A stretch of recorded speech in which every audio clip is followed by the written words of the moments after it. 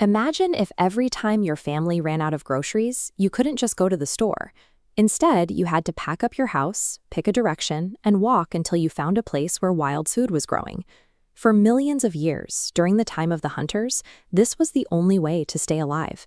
Humans were forced to move constantly, following the herds and the changing seasons.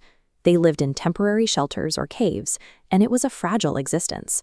If a hunting season went poorly or the wild plants didn't grow, there was no backup plan. Starvation was always just one bad season away. While this constant movement kept them alive, it also kept them stuck. Because every waking hour was spent finding the next meal, there was simply no time or energy left to build anything meant to last. That changed about 10,000 years ago, during the age of the first farmers. People discovered that if they pushed a seed into the dirt, they could grow their own food instead of searching for it. This was powerful, because one seed grows into a stalk that holds dozens of new seeds. When they began planting entire fields of those stalks, they ended up with mountains of extra grain, piles of food that would last for months after the harvest was over. They also began to tame and raise animals like goats and cattle.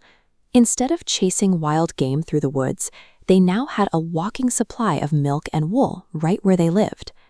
Having these extra stacks of food changed the rules of survival.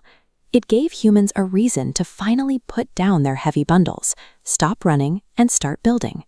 With a steady food supply from the soil, people could finally settle down. They built homes near rivers, forming the first permanent villages. But staying put meant they could no longer walk away when the weather turned harsh. In the Kashmir Valley, at Birza Home, early settlers had to survive winters far too cold for simple huts. Their solution was to dig deep. They carved circular rooms beneath the surface, creating homes partially underground. The surrounding earth acted like insulation, trapping heat inside. By building fireplaces in the center, they kept families warm even when covered in snow. By committing to one location, humans became inventors. They were forced to design specific types of housing just to survive the unique climate of their new permanent addresses. As farming improved, a single person could grow enough wheat to feed several families. This meant that for the first time in history, every single person didn't have to spend their day working in the fields. This opened up hours of free time. People could now take on specific tasks, like figuring out how to safely store and protect all that extra grain they were growing. Some people became specialists in clay, realizing they could mold it and bake it in fire to create strong, waterproof pots. With extra time to practice, they even began decorating these vessels with intricate painted patterns. They eventually realized that clay was easier to shape if they placed it on a flat wooden disc and spun it quickly.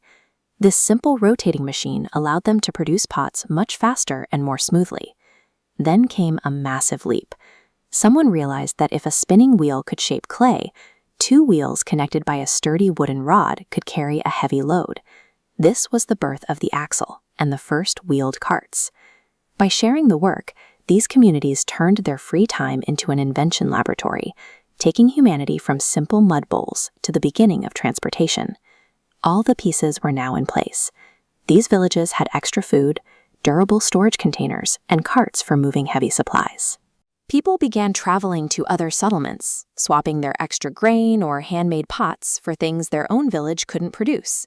They were directly exchanging their skills for the resources they lacked. We can see the results of this across India. In a settlement called Daujali Hading in Assam, archaeologists found stone tools with edges so smooth and polished they almost look machine-made. Many of these were made of jadeite, a beautiful green stone that doesn't exist naturally in Assam. It had to be brought in from hundreds of miles away, in places like China or Myanmar. Finding these foreign stones is proof that these villages weren't isolated anymore. They were part of a vast network where ideas and materials were moving across the world. It was a perfect chain reaction. Growing seeds created a food surplus. That surplus allowed for permanent homes. Those homes led to specialized jobs, which finally gave us the wheel and global trade. Today, we live in a world that follows this exact same pattern. When you go to a grocery store, you're seeing the modern version of that first grain surplus. When you see people working as doctors, artists, or engineers, you're seeing the result of people taking on specialized tasks. The first farmers didn't just find a new way to eat. They created the very first blueprint for how humans live together, and we are still following that blueprint today.